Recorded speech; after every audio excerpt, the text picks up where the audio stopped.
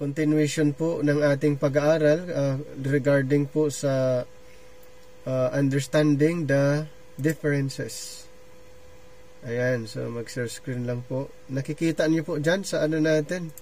Bali, continuation lang po ito. So dito na po tayo banda sa all scripture for our learning.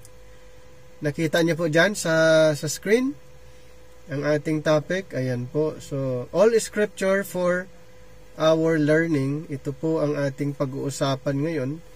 Katulad ng binanggit ko po, under pa rin tayo sa subject ng biblical differences or doon sa ano po yung observing spiritual things with spiritual. So let's proceed. Ito po ang isang guide, ang pinaka-guide natin dito po sa ating pag-aaral, ang ating chart.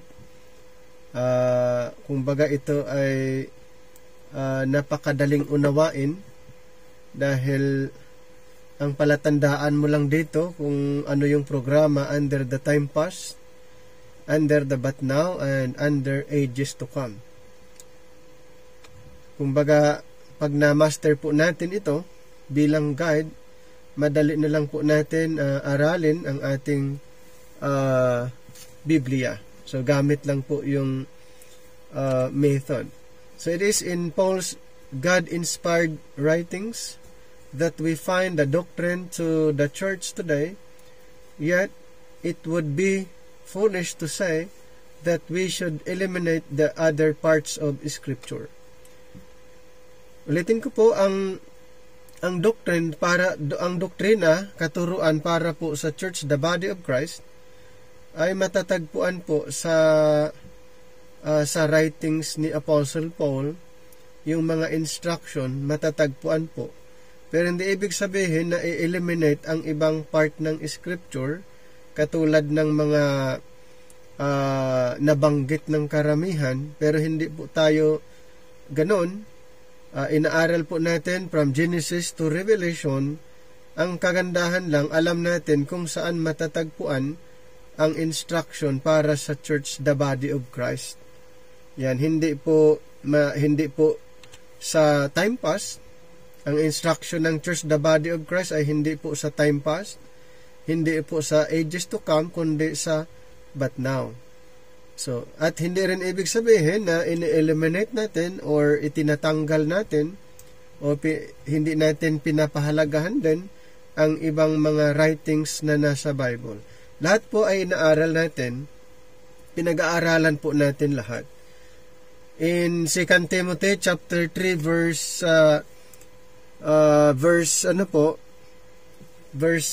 16, all Scripture is given by inspiration of God and is profitable for doctrine, for reproof, for correction, for instruction in righteousness. So, malinaw na dito po sa 2 Timothy 3:16, all Scripture is given by inspiration. Kumbaga, is given for doctrine, given for reproof, given for correction, given for instruction. At ito pang maganda, using right division, alam natin kung alin ang scripture na profitable para sa atin at alin ang profitable para sa time pass, alin ang profitable para sa bayang Israel, sa mga believing Israel, at alin ang profitable scripture under sa But Now program. So, kailangan lang po ang right division. Right division does not eliminate. Yes, ito po yung ang pag-aaral natin, hindi ibig sabihin na nagtaturo tayo ng rightly dividing. Ipinapangaral natin ang method ng right division ay in-eliminate natin ang ibang books. Pero hindi po. Because right division does not eliminate other books of the Bible. Instead, it rightly defines their context so that we can have a fuller doctrinal understanding. Malinaw po yan. Ulitin ko po, right division does not eliminate other books. Hindi po nag-eliminate ng ibang mga books dito po sa Bible natin. Instead, it rightly defines their context. So, using right division pala, sa paggamit ng rightly dividing, ay hindi ini-eliminate yung ibang book sa Bible, kundi ito po ay magbibigay sa atin ng tamang definition. Okay, tamang definition sa context. Okay? So yun po yung yun yung tawag doon. Yung makikita natin, it rightly defines their context so that we can have a fuller doctrinal understanding. It is all for our learning. Okay, for our learning in Romans 15 verse 4, for whatsoever things were written aforetime were written for our learning. So, sa Romans 15:4, kung anuman ang mga naisulat noon, yan po ay naisulat for learning lang po. Hindi natin pwedeng i-claim na yung lahat ng nasa Bible ay sasabihin natin na sa atin din isinulat din para sa atin. Hindi po. Kaya nga, kailangan po natin ang rightly dividing method when it comes of understanding the scripture. Di ba? Kailangan po natin ng method. Kasi kung wala po yung method na gagamitin natin bilang guide ng ating pag-aaral, ang tendency ay yung hindi naka-address para sa atin ay kiniklaim din natin.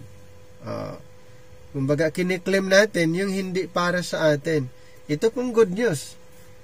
Dahil sa rightly dividing na pag-aaral, ay malilimitahan po yung ating tinatawag na interest. Kasi nga, makikita natin at matutunan natin na mayroong katuruan exclusively para po sa atin bilang mga grace believers. Hindi po yung sa kingdom na teaching.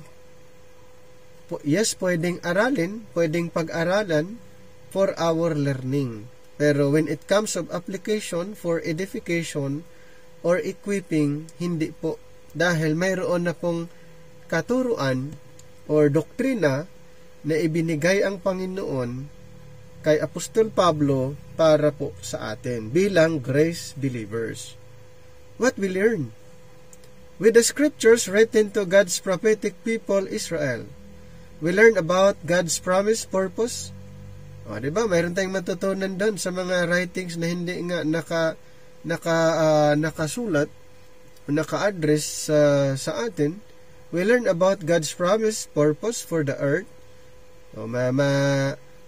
Malalaman natin ano yung purpose ng Panginoon, ano yung promise ng Panginoon dito sa earth. And then He promised to have dominion over the planet from the throne of David. Paano natin malalaman? By studying the scripture under the Time Past program.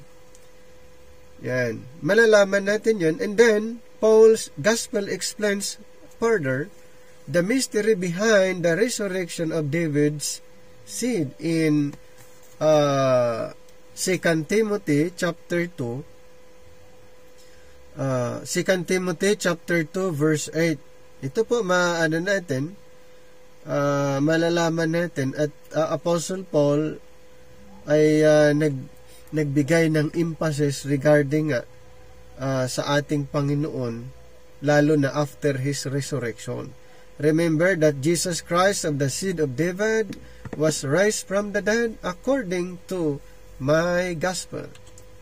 We need every page of the Bible to learn about God's character. God is great. He is gracious, just, and true. Learning about His faithfulness encourages us to have hope in what Paul says in Romans chapter 4, verse 21 to 23. Okay, so puntahan po natin ang Book of Romans chapter 4. Start reading verse 21, and being fully persuaded that what he had promised, he was able also to perform. Number 22, and therefore it was imputed to him for righteousness. Now it was not written for his sake alone, that it was imputed to him. In Romans 15:4, were written for our learning, that we through patience and comfort of the Scriptures might have hope. So, we need every page of the Bible to learn about God's character. Kaya nga iba lang na-eliminate po by studying rightly dividing or right division. We do not eliminate some books in the Bible ayon sa mga speculation o assumption ng iba na mga spectator na hindi nag-aral ng rightly dividing. Ayon sa kanilang assumption, ang mga nagtuturo ng rightly dividing ay na-eliminate or nitinanggal o hindi pinahalagahan ang ibang books. Mali po yon, dahil inaaral po natin ang Bible rightly divided pag ganito po ang klaseng pag-aaral, mauunawaan natin kung ano yung right context. So, ibig sabihin, it rightly defines the context, the particular context. Kaya right division does not eliminate other books, kundi it rightly defines kung ano ba ang ibig sabihin ng context. Di ba napakagandang yung method na gagamitin. Romans 7:7, Paul says about the law, I had not known sin, but by the law, for I had not known lust, except the law had said, thou shalt not covet. So our history, most importantly, God's hidden purpose could not have been accomplished without the necessary preparation by the law and the prophets. In Galatians chapter 3, verse 24, wherefore the law was our schoolmaster to bring us unto Christ, that we might be justified by faith. In Romans 3:22, but now the righteousness of God without the law is manifested, being witnessed by the law and the prophets. So Jesus' mystery message could not have been revealed at any other time in history. So kung pag-usapan natin ang mystery message, ito po ay hindi ine-revealed noon. God's grace was revealed exactly when it was needed. Ayan po. Kaya ito po yung talagang right time na ine-revealed yung secret program, secret message ng ating Panginoon, ine-revealed niya kay Apostle Paul, at ito po yung right timing. At ang good news nga, katulad ng binanggit po natin, dito po tayo, lahat ng mga grace believers ay under po dito sa present program. Under po dito sa tinatawag dispensation of grace. Mayroong tinatawag na false accusation, false accusers. Okay? It seems to be common for mid-acts dispensationalists to be falsely accused. So maraming mga accusation of eliminating portions of the Bible because we understand the necessity to study Jesus' message to Paul is preeminent over his message to Moses. Yet mid-Acts right division does not teach the elimination of any book of Scripture, but merely their fuller understanding through Christ further revelation to Paul. So may mga false accusation sa atin, pero yan ay accusation lang. Actually, we do not eliminate any book, di ba, sa Bible natin. Wala po. Ito po ipinag-aralan natin kung ano yung clear understanding regarding sa revelation niya kay Pablo. So maraming mga mga tinatawag speculation, accusation, pero ay pag sa atin naman direct sasabihin or tayo ay haharapin, halimbawa, madali po nating maadresan. Pero mostly ang mga accusation ay hindi po sila humaharap. Minsan doon sila sa iba. Okay? Pero ulitin ko po, mid-Acts right division does not teach the elimination of any book of Scripture, but merely their fuller understanding through Christ further revelation to Paul. So, yan nga po dito sa chart natin ay malinaw na mayroong separate program na binuksan ng ating Panginoon na separated or iba doon sa prophetic program. Paul uses the other scriptures repeatedly to teach eternal truth about God. Diba, mapapansin natin sa sulat ni Apostle Paul, may mga gumagamit din siya ng mga scriptures repeatedly to teach eternal truth about God, reference Israel's program, and use the law as a schoolmaster. And Paul compares and contrasts. Kaya when it comes, Apostle Paul, siya yung master dito sa comparative, yung comparison. Kaya nga maganda yung comparative na pag-aaral ng Biblia, dahil si Apostle Paul ay ginagamit din po niya na comparative, compares and contrasts his revelation from the Lord to the revelation in the law repeatedly. Without the other scriptures, Paul's books would lose their meaning. Tama. Ulitin ko po, without the other scriptures, Paul's books would lose their meaning. Kaya kailangan mayroong tinatawag na comparative. Kailangan na mayroon tayong pag-aralan din ang ibang books para mas malinaw nating maunawaan ang writings ni Apostle Paul.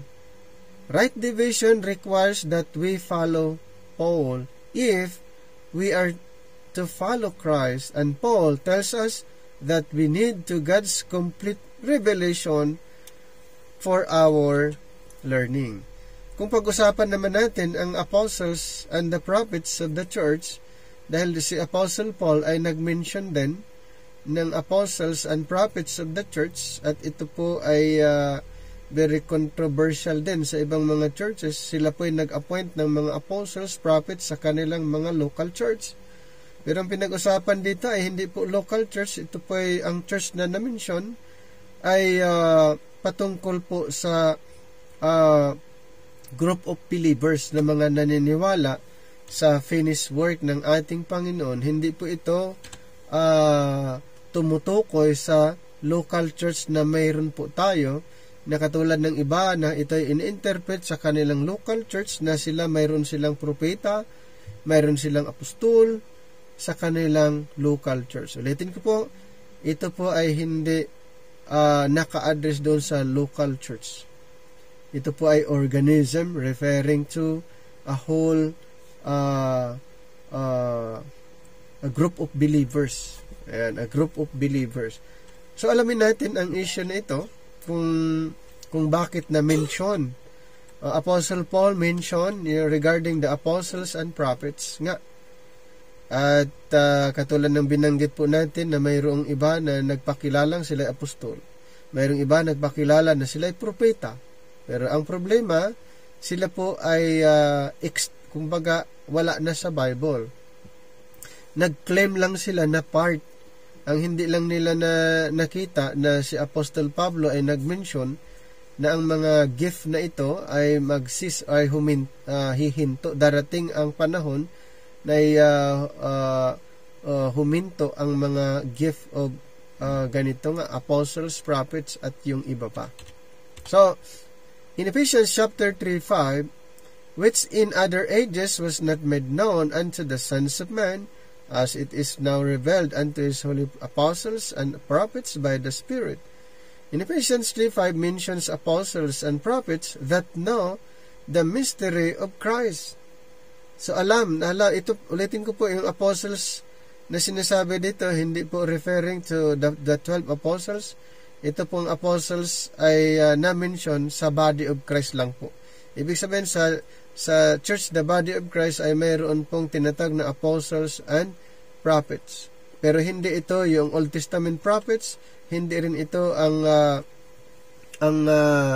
apostles, the 12 apostles. Okay, so apostles and prophets that know the mysteries. Ito po yung mga, ulitin ko po, mga kasama ni Apostle Paul during his time, his ministry, when he was laying the foundation, the dispensation of the grace of God. May mga kasama po siya sa kaniyang pagtuturo, at ito po ay tinawag na apostles and prophets, na katulad ni Pablo ay alam din nila ang revelation of the mystery. Siyempre, ito po yung mga natuto kay Apostol Pablo, at sila din ang nagiging kasama ng ating apostol during his time. Censor signs are troubled at this verse, thinking that it either discounts Paul's special apostleship. So, very confusing din kasi ang verse, kaya may mga tinatawag na troubled or hindi maayos. So, shows that the mystery was known before Paul. Ganun ang nila, ganun ang kanilang conclusion na hindi lang si Pablo. Ayon sa kanilang arguments, dahil ang point of arguments nga ay apostles and prophets, so i-conclude nila na hindi lang si Pablo ang nakakatanggap ng revelation, bago pa siya ay meron na. Ayan po yung kanilang arguments. There's no need to be troubled. Hindi po kailangan about this verse, right in the middle of one of the clearest passages about the mystery of Christ in Paul's letters. These are not the 12 apostles. Ayon nga sa kanilang speculation na ito ay mga 12 apostol. Hindi po. These are not the 12 apostles of the prophesied kingdom gospel, nor are they the prophets of the Old Testament. These are apostles and prophets belonging to the church, the body of Christ.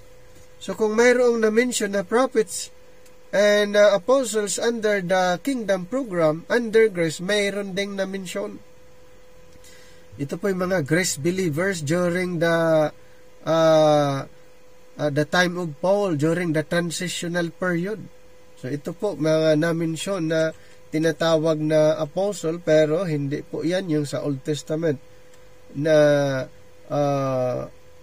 mga propeta or mga apostles. Sila po ay part sa church, the body of Christ. So, kaya sabi ni Apostle Paul, first of all, there is no doubt that Paul's apostleship is unique, having been separated by the Lord Himself. The mystery of Christ was first revealed to Paul. Okay? Ang dispensation of the mystery, kay Pablo lang po inirevealed, at yung iba nalalaman na through Apostle Paul. Hindi ibig sabihin na bago kay Pablo, mayroong nakakaalam doon sa natanggap niya. Wala po. Yan ay speculation lang din po ng ibang mga mga nag-aaral din kasi hindi sila rightly divided. Yun pala ang tendency pag hindi right division ay iko-connect nila doon sa apostles na na-mention sa under the kingdom program. So the mystery of Christ was first revealed to Paul, who was a chosen vessel, sent as an apostle of Jesus Christ with a new dispensation of the gospel, according to Acts 9:15. Acts chapter 9, sa Acts chapter 9 verse 15, "But the Lord said unto him, Go thy way, for he is a chosen vessel unto me, to bear my name before the Gentiles, and kings, and the children of Israel." Yan. So, si Apostle Paul, dating Saul, was a chosen vessel, sent as an apostle of Jesus Christ with a new dispensation of the gospel. At ganun din sa 1 Corinthians chapter 9, 1 Corinthians chapter 9 verse 17. Ito po, "For if I do this thing willingly, I have a reward, but if against my will, a dispensation of the gospel is committed unto me." So in Ephesians 3:5, just a couple verses before the trouble verse, Paul explains that the dispensation was given to him regarding the mystery. Okay? Kay Apostle Paul, ibinigay ang dispensation of the mystery. In verses 2 to 3, "If ye have heard of the dispensation of the grace of God, which is given me to you ward, how that by revelation he made known unto me the mystery." Kanina inireveal daw, ayon sa binasa natin kay Apostle Paul. Sa kanya po inirevealed ang dispensation of the mystery, the dispensation of grace. Wala pong nauna sa kanya. Siya po, first of all, siya po ang pinaka una na binigyan o sa kanya ibinigay, at yung iba na nakakaalam, okay? Yung iba na nakakaalam ay mga naturuan lang din po sila. So si Pablo yung pinakauna, at ang iba na nakakaalam through Apostle Paul, sa pamamagitan na ni Pablo.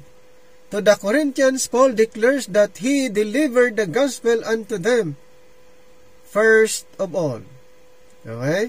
First of all. Punta tayo saglit sa 1 Corinthians 15. 1 Corinthians chapter 15, verse 3. "For I delivered unto you first of all," take note, "first of all, that which I also received, how that Christ died for our sins according to the Scriptures." So siya yung una, bago yung iba nakakatanggap din.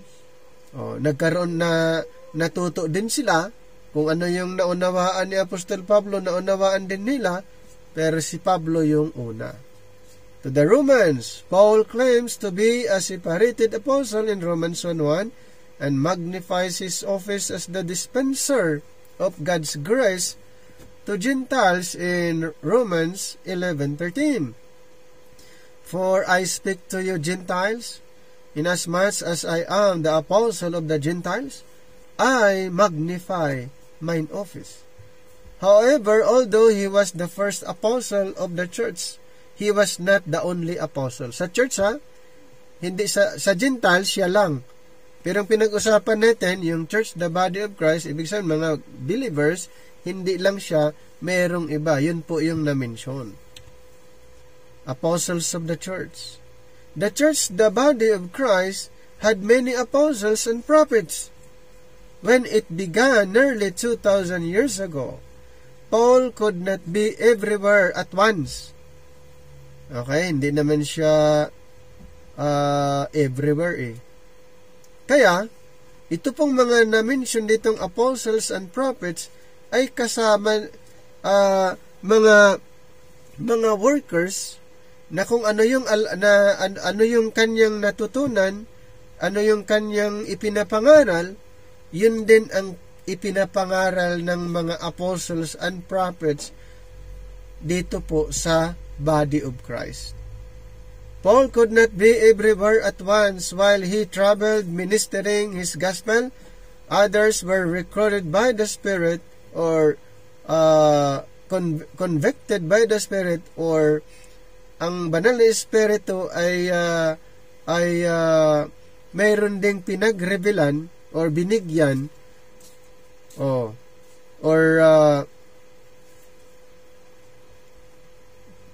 binigyan ng revelation o anong tawag doon, kung ano yung ipinapangaral ni Apostle Paul, yun din ang kanilang ipinapangaral. Pero ulitin ko po, si Pablo ang pinakauna at yung iba na mga believers under the dispensation of grace ay ginamit din silang instrument ng banal na Espiritu na ipapangaral din nila kung ano yung ipinapangaral ni Apostol Pablo na ebanghelyo. Kung ipinapangaral ni Apostol Pablo ay Gospel of Grace, yun lang din po ang ipinapangaral ng mga na-mention na apostles and prophets in this dispensation of grace. Pero that apostles and prophets ay nag-exist lang po during the transitional period. Pero after the transition, wala na. Nag-cease po after the complete revelation ng ating Panginoon. In 1 Corinthians 12:10, we should not forget that the Spirit gave gifts of prophecy and possessions of apostleship to others after Paul in the newly revealed church of Christ's body. 1 Corinthians 12:10, to another the working of miracles, to another prophecy. 1 Corinthians 12:28, and God hath set some in the church, first apostles, secondary prophets, thirdly teachers, after that miracles. So, yun po yung sa church, the body of Christ nga, during the transitional period, maraming kasama din si Apostle Paul na mga nagtuturo din ng grace. Okay? Pero, yun ay temporary lang. Timothy, Silvanus. Ito po yung mga example na tinatawag din. Timothy and Silvanus and Epaphroditus are called the apostles by Paul in his letters in 1 Thessalonians 2:6 and Philippians 2:5. Okay? So,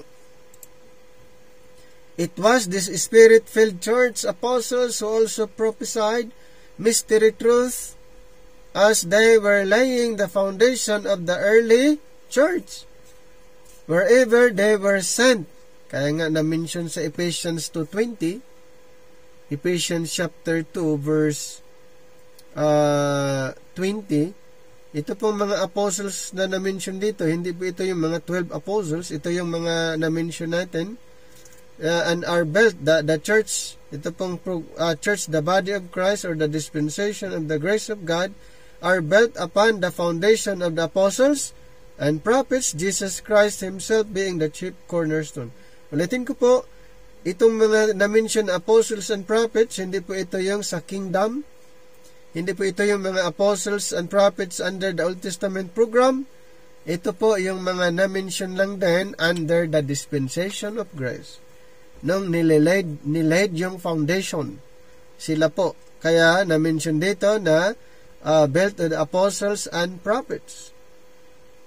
Ayan. So, kasi ito po ini-interpret nga ng karamihan din na itong apostles and prophets ay sila din ay foundation sa church, the body of Christ.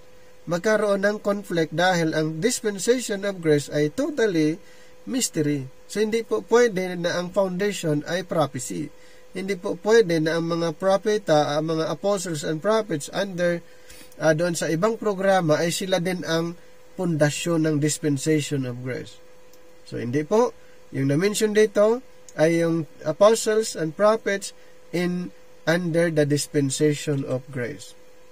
1 Corinthians 13:10-11, after the church was established in mystery truth, these foundational gifts were no longer needed. Bakit po? Kasi noon lang, during the lang po yun, nung nilaid yung foundation or in-establish yung foundation, kailangan sila noon. Pero ngayon, hindi na. Wala na po yun. Hindi na kailangan. Tapos na. Okay, Ephesians 4:11-12, and He gave some apostles and some prophets and some evangelists and some pastors, some teachers, for the perfecting of the saints, for the work of the ministry, for the edifying of the body of Christ, till we all come in the unity of the faith. So yung mga na-mention natin na apostles and prophets, hindi na sila ngayon. Kaya walang pwedeng mag-claim na sila ay propeta, sila ay apostol sa ngayon. Wala na po. Kasi ito pong mga na-mention na ito ay nag-exist lang during the transitional period when Apostle Paul laid the foundation, the dispensation of grace. May mga kasama po siya at yun nga po ang mga na-mention at marami pa. Ngayon, kasama ba ang 12 apostles doon sa pag-laid ng foundation sa dispensation of grace? The 12 apostles excluded. Hindi sila kasama nung ini-establish ni Apostle Paul at yung mga kasama niya ang foundation ng dispensation of grace. Hindi excluded po ang 12 apostles, hindi kasama. None of the 12 apostles of the kingdom were also apostles of the church. Hindi po sila kasama. Okay? Ang mga 12 apostol, hindi po sila kasamang apostol under the dispensation of grace. Dahil, kung isama po natin sila, magkakaroon ng conflict. Bakit? Dahil sila ay pinili na apostol under the prophetic program, under sa tinatawag earthly program. The only foundation they laid was of Jesus Christ according to prophecy. Sino po? Yung mga 12 apostol. Nag-ano din sila, nag-laid ng foundation according to the prophecy. Si Apostle Paul nag-laid ng foundation according to the revelation of the mystery. The 12 apostles were apostles of Israel's 12 tribes in their earthly kingdom.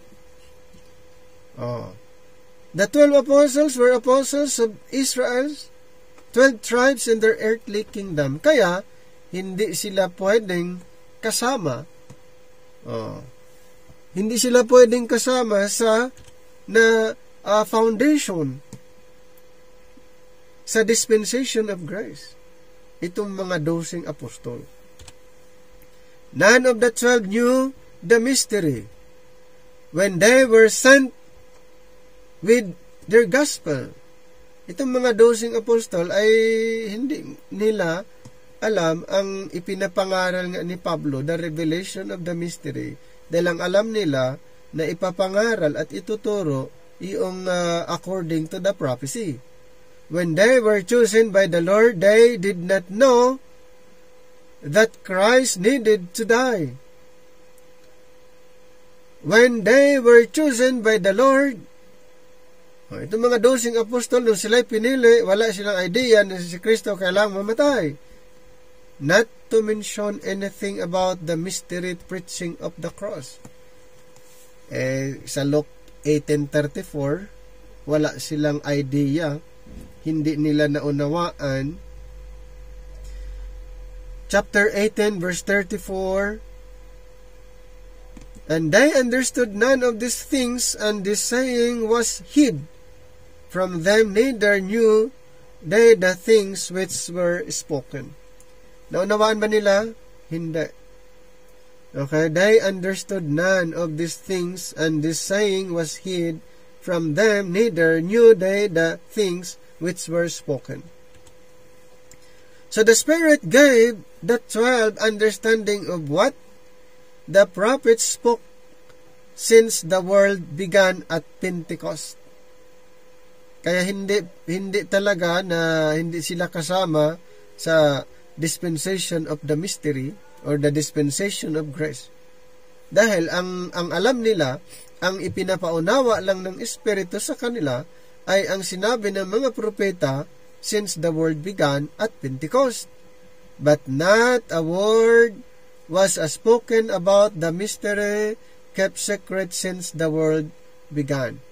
Ano po yung clear sa kanila? Yung prophesied program. Mayroon ba silang idea sa kept secret since the world began? Wala po. Kay Apostle Paul inireveal. Kaya yung sinabi sa Acts chapter 3:21, since the world began, ay iba po sa kept secret since the world began. Dito nga sa verse 21 ng Acts chapter 3, whom the heaven must receive until the times of restitutions of all things which God had spoken by the mouth of all His holy prophets since the world began. So yung word na since the world began, i-compare natin yung Romans 16:25, Romans chapter 16 verse 25, kung parihas ba ang sinabi. Sa verse 25, now to Him that is of power to establish you according to my gospel and the preaching of Jesus Christ according to the revelation of the mystery which was kept secret since the world began. So mayroon pong kaibahan. Pagkakaiba, yung isa since the world, under prophecy. Yun yung alam ng mga apostles. Yung isa naman kept secret since the world, hindi ni alam ng mga 12 apostol, at ito naman yung ipinangaral ni Apostol Pablo. Ayan po, the But Now program. The mystery, the dispensation of the grace program. Kaya ulitin ko po, hindi sila pwedeng magiging bahagi sa foundation ng grace program. So the apostles and prophets of Ephesians 3:5 can not possibly be anything but church apostles and prophets, since Paul was the first to receive the mystery of Christ. And the only apostles and prophets who have knowledge of the mystery come after Paul as part of the church, not Israel's kingdom. Kaya yung mga na-mention na apostles and prophets during the time of Paul, after Paul, na natutunan nila ang mystery program, ay part ng church, the body of Christ, hindi po sa Israel's kingdom. O, minsan kasi, pag may nakitang apostles, kinukonek agad sa mga 12 apostol. So, hindi po. Nakadepende sa context. Nakadepende po doon sa context at kung ano ang pinag-uusapan. So, hindi pwede na i-link or i-connect doon sa kanila. Dahil sa Church, the Body of Christ, ay mayroon ding na-mention apostles and prophets. Pero yon ay during the transitional period kasama ni Apostol Pablo. Pero after the transition, wala na po sila. Kaya yung mga nagkiklaim ngayon ay hindi na po yun part doon sa na-mention during the transitional period dahil nag-close na po, nag-cease or nag-stop na po yun. Meron pang isang issue regarding nga sa tinatawag na asking forgiveness. Yung asking forgiveness, yun po ay isa sa aalamin din natin. Ano ba ito? Bakit kailangan humingi ng kapatawaran? Ito ba ay nasa Bible? O kailan ito ginagamit? O para kanino ba ito? Sino ba ang ang dapat mag-perform. Ito aralin po natin. So, ayun nga, sa sin is sin, and we should never take it lightly in Ephesians 5:6. Grace does not why do we no longer need to ask for forgiveness for a sin? Ito yung issue, alamin natin. Grace does not take it lightly in that it requires the perfect blood of the Son of God to pay. Ito kasi mga matitinding question. Grace does not take it lightly in that it requires the perfect blood of the Son of God to pay the penalty for our sins. Just one sin condemns us to death. Christ saves us from that judgment with the work He finished by the cross. The reason we do not need to ask God to forgive is that He already has forgiven us. So magkaiba pala yun. Magkaiba sa under the time pass, kailangan nilang kailangan nilang gagawin yun dahil hindi pa sila napatawad. At ito pang matindi, it requires animal sacrifices and then priest para granted yung kanilang hinihingi. Pero ito po palang good news, under the dispensation of grace, ay ginawa na totally ng ating Panginoon. Yan, ginawa na niya. So the work is complete. He is offering it to you already. Our conversation to God should be belief and gratitude that He has forgiven us through Christ's blood. Anong sabi? Colossians 1:14, in whom we have redemption through His blood, even the forgiveness of sins. Praying for God to do something He has already done only shows a lack of faith in His finished work. Ganun pala, ginawa na ng Panginoon sa cross, tapos na, pero parang hindi pa na-recognize or na-acknowledge. Ibig sabihin, kulang sila ng paniniwala doon sa ginawa ng Panginoon. A child would not ask a parent for lunch if the plate is sitting in front of them. Parang ganun yung illustration. So, ano ang dapat? The response should be thank you. In the same way, we thank God for His forgiveness had handed to us. So, diba? Ginawa na niya ang forgiveness, tapos na, ginawa na niya doon sa cross. Ang part natin is pasalamat sa kanyang ginawa. Sa Old Testament ay it requires animal sacrifices nga, and then kailangan ng priest mag-perform para sila po ay ma-forgive sa kanilang kasalanan.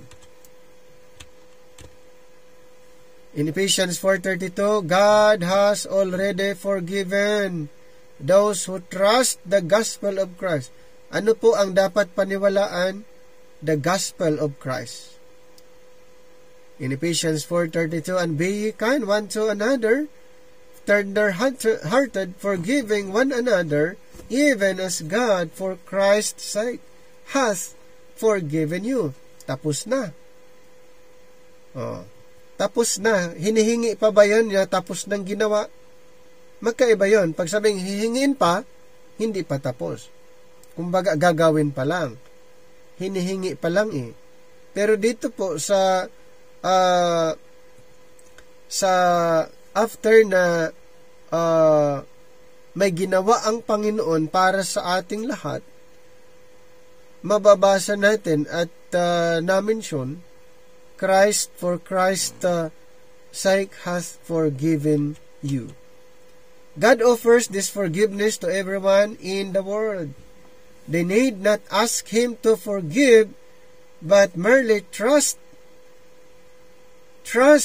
that His offer is valid through the blood of Jesus.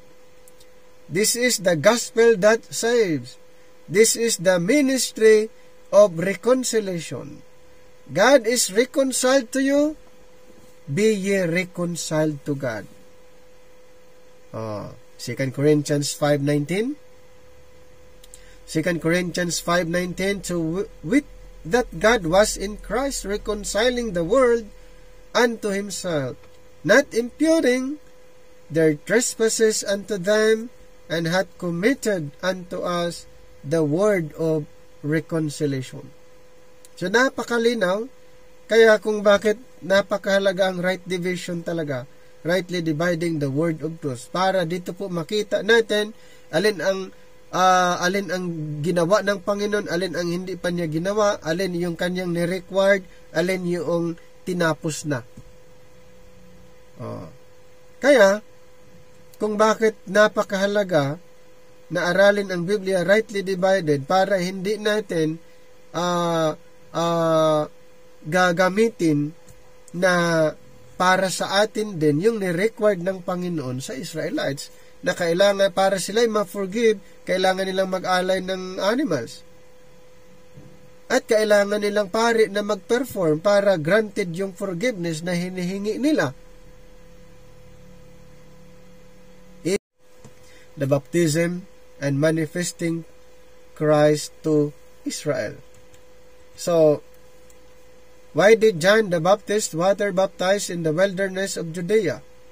Some sincerely think his water baptism was a picture of the death. Ayon po yan sa mga sa mga karamihan. Yun yung iniisip nila na yung water ay a picture of the death, burial, and resurrection. This could hardly be the case, since his followers did not yet know who Christ was, and Christ's own water baptizing disciples did not understand the cross.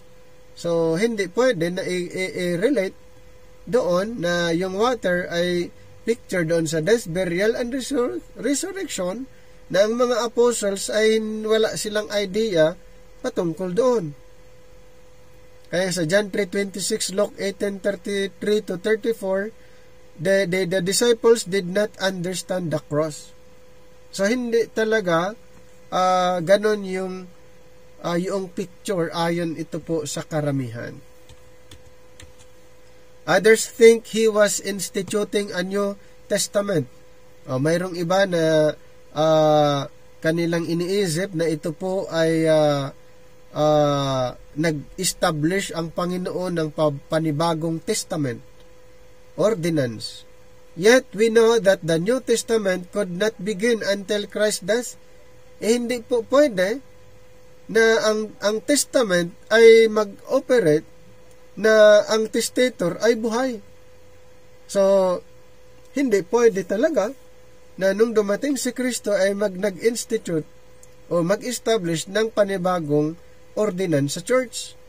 Ayon ito po sa karamihan. Dahil mangyayari lamang ang New Testament sa Hebrews chapter 9:17, mag-take effect lang po ang New Testament after the death of the testator. Sino ba ang testator na na-mention sa Hebrews chapter 9:17? Si Jesus Christ. Ibig sabihin ba na pagbuhay ang testator, ang New Testament ay hindi pa mai-introduce? Yes. Dahil yun ang pagbasyan, pinapatibay ang testamento sa dugo ng testator. So, ang New Testament, ayon din sa Hebrews 8:8, ay ginawa ng Panginoon para sa House of Israel and House of Judah, at hindi po kasama ang Church, the Body of Christ. Hindi po kasama ang Church, the Body of Christ. Ito po ay ginawa para sa Israel, sa House of Israel and House of Judah. The mystery of Christ about the Church had not yet been revealed. Hindi pa na-revealed that time na mention, dahil ito ay inirevealed kay Apostle Paul. Sa kanya po inirevealed. At isa pa na pag-usapan natin, John manifest the prophesied Messiah in John 1:31, and I knew him not, but that he should be made manifest to Israel. Therefore, am I come baptizing with water. John was baptizing to bear witness of the Messiah, to make him manifest to Israel according to John 1:15.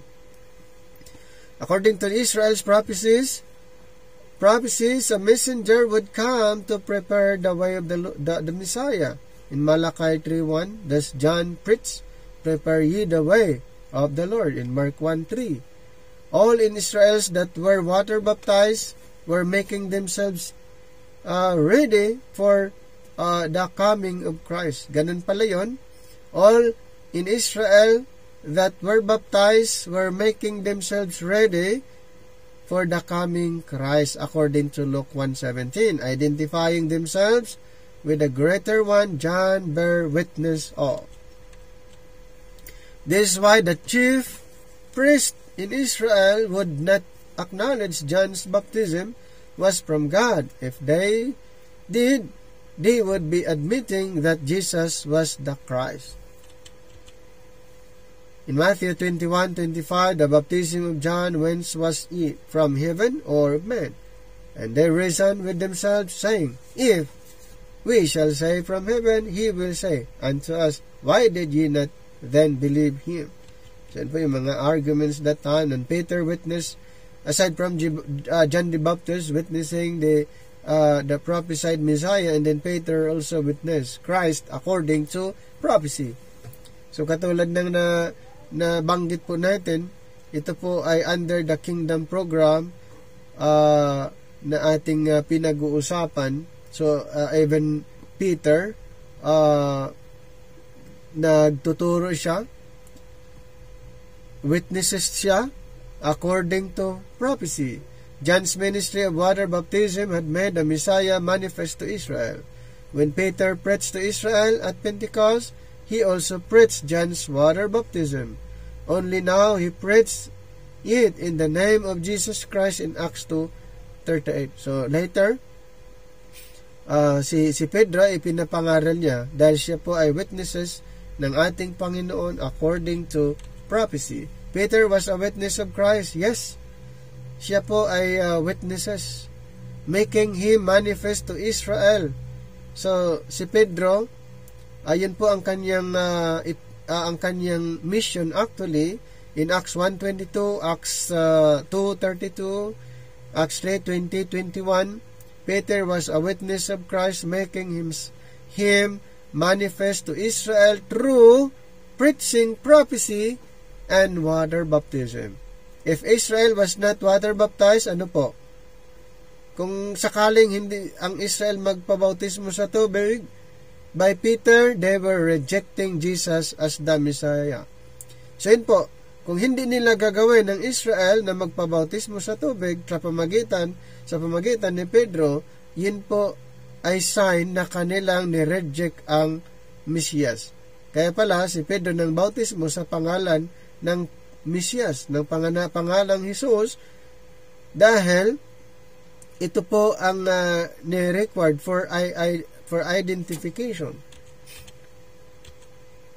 Then, mayroong tinatawag na baptism controversy dito po sa Corinth. We are now in a position to understand the controversy in Corinth during Paul's ministry.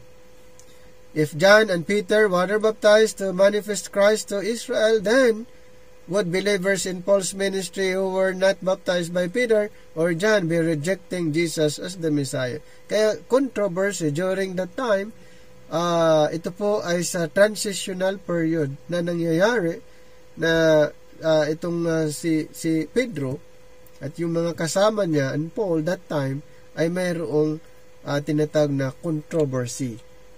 This would be true if it were not for the revelation of the mystery. Yes, talagang ganun po.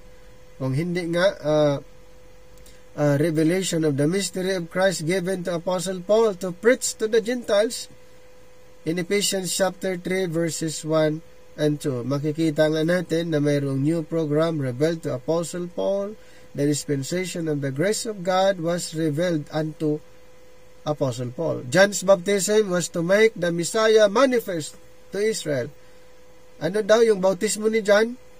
binautismo, ang baptism, John's baptism was to make the Messiah manifest to Israel.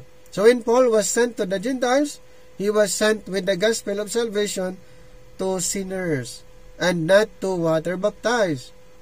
In 1 Timothy 1:15, 16, siya nga po ay na-save by the grace of God. Apostle Paul, siya po ay na-save even though siya yung binansagan na chief of sinners.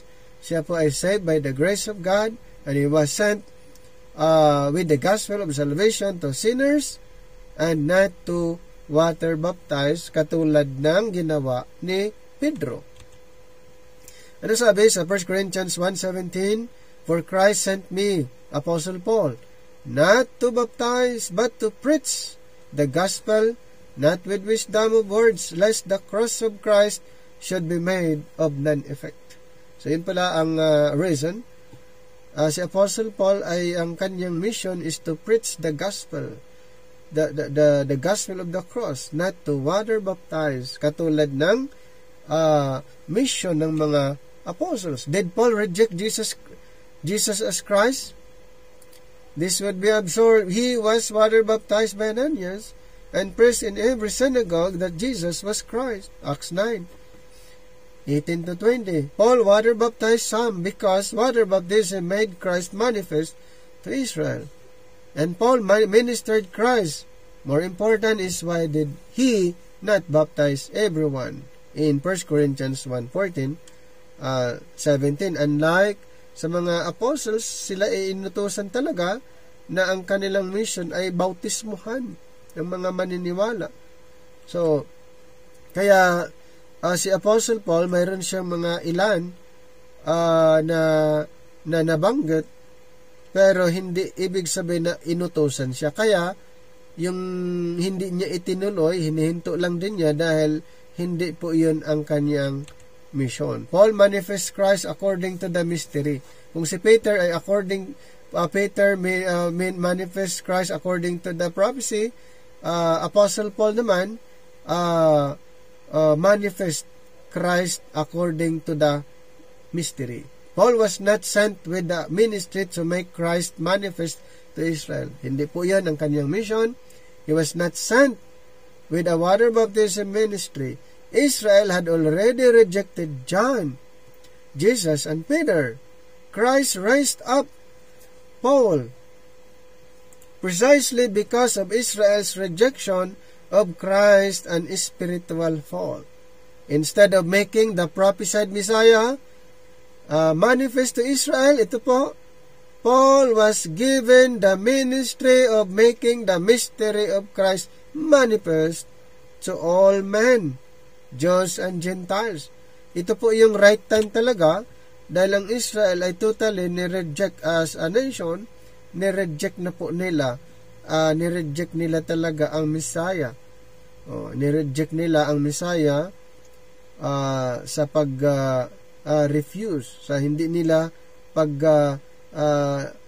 hindi sila naniwala sa sinasabi ng mga apostles that time. In Colossians 1:26-7, the mystery which has been hid from ages and from generations, but now is made manifest to His saints. So ito pong mystery, kept secret since the world began, has been hid from ages and from generations. So dito po, under the Time Pass program, the mystery program was hid from ages and from generation, and now revealed to and through Apostle Paul. Sa kanya po. So when it was time for the Messiah to come to Israel, John water baptized to make him manifest to Israel. So that's that's their program. Kaya napakahalaga po yan na requirements during that time, kasi John nang bautismo to make him manifest to Israel according to the prophets. So when the Messiah was gone, Israel fell. And the mystery of Christ was revealed, there was no longer any need for the manifestation of water baptism, but the manifestation of what? The mystery of Christ. Yun na po ang yun na po yung nag-replace or pumalit doon sa programa na yon after na kanilang ni-reject ang Mesiyas, ang Ebanghelyo patungkol sa Misaya.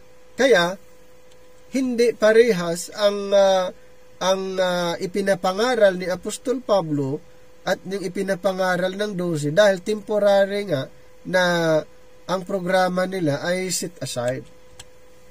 Ano sabi sa Acts 28:28? Be it known therefore unto you that the salvation of God is sent unto the Gentiles, and that they will hear it. Meron mo yun kasi nga ayaw na nga ng Israelites. So may new program. Patunay na nag-switch into a new program. So yung mga practices para si Jesus Christ mag-manifest sa Israel sa pamamagitan ng bautismo sa tubig that time ay nag-switch into another program. Hindi na katulad ng ginagawa nila. Merong issue, can we lose our salvation by grace? So ito po yung mga issue na naririnig din natin. Kaya nga dito pag-usapan natin in addition with our learning, katulad ng binanggit po natin ay may mga additional learning na pwede nating yung i-considered as part of our learning. So dito pa rin tayo sa ating subject, understanding the biblical differences. Alright. So in order for us to lose something, we must have the responsibility for keeping it secure. Otherwise, we did not lose it. Someone else did.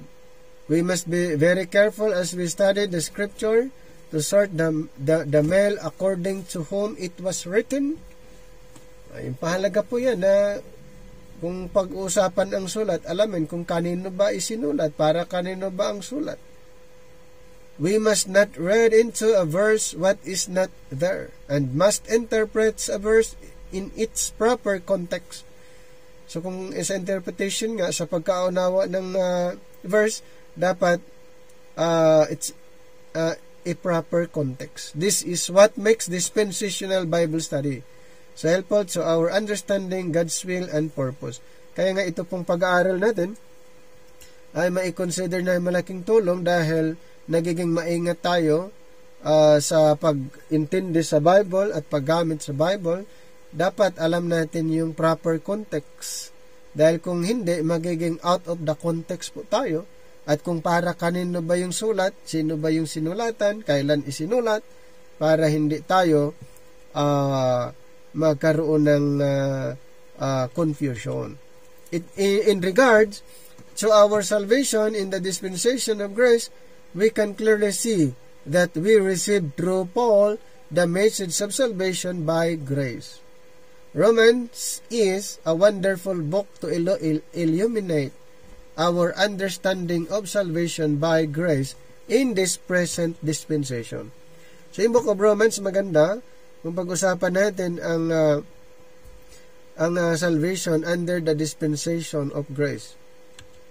So, we learn in Romans 1-3 that men are desperately wicked. In fact, Paul calls them reprobate, sinners, wicked, evil, and deserving of anguish and God's wrath.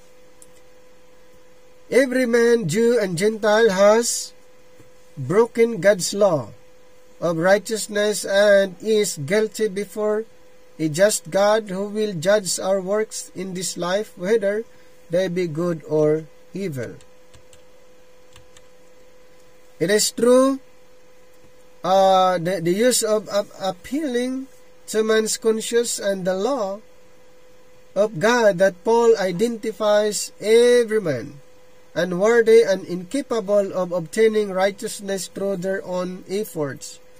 In Romans 3:10 he concludes by saying, there is none righteous, no, not one.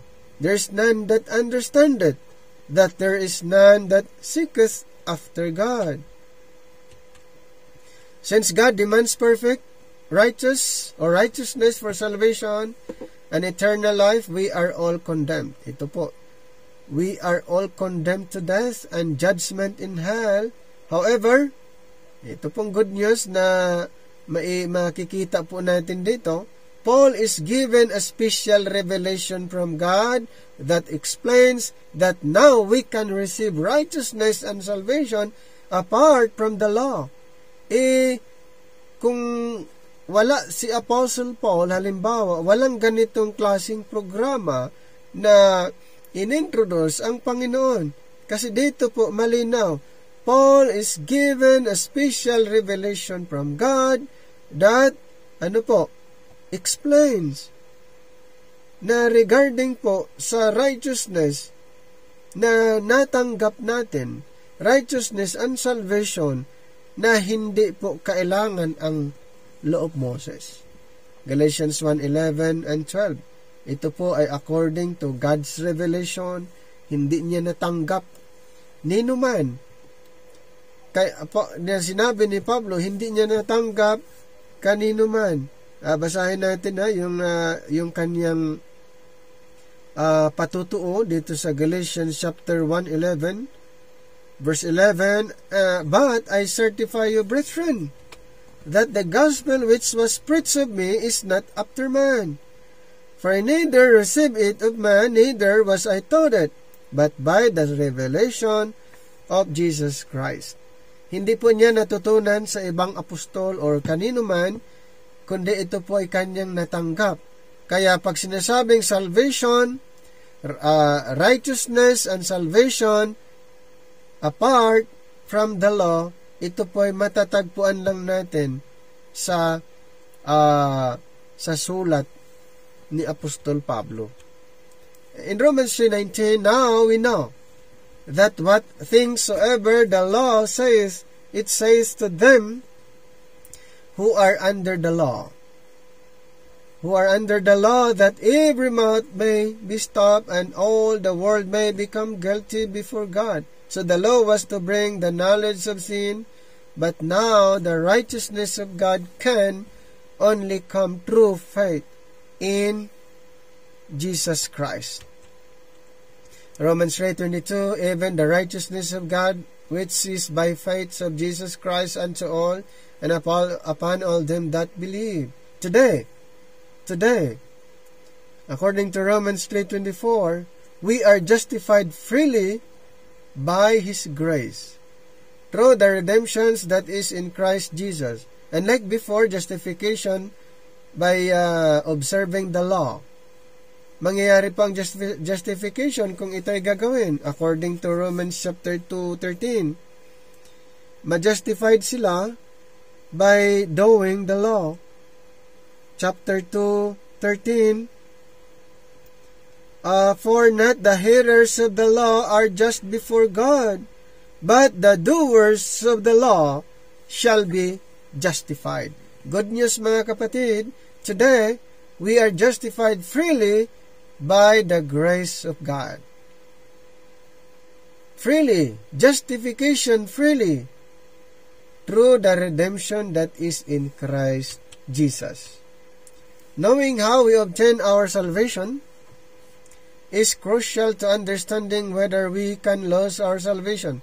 Paul clearly teaches that our salvation is by faith in the righteousness of Jesus Christ, who was made to be our substitution for our death, sin, and judgment, according to 2 Corinthians 5:21, Romans 3:25, Romans 3:23, since He paid our fine and we trust in Christ, God can fairly declare us righteous and give us salvation in Ephesians 1:13. Napakalinaw po, ang Panginoon, God declares us righteous. Paano po? Nung tayo naniwala sa ginawa ng ating Panginoon. Trying to keep our salvation. So the reason that God sent Christ to die on the cross for our sins was because we could not live lives worthy or lives worthy of obtaining righteousness. Why then would we think that once we are saved, we can now lives worthy of God's righteous judgment without Christ? Paul speaks to the Galatians about this issue. Galatians chapter 3, verse 3 and 5, chapter 5, 4, after having received the grace of God for salvation, the Galatians were now trying to go back under the law to live their lives for God. Ito po yung yung mga taga Galatians ay gusto nilang bumalik, and go back, trying to go back under the law to live their lives for God. And Paul says, Christ become of no effect unto you.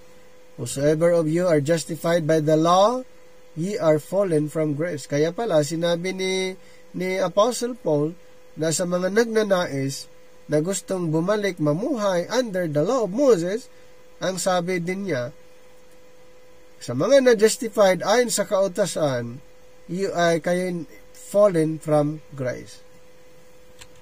Fallen from grace. This seems to be a severe statement, but is repeated in 1 Corinthians 1:17.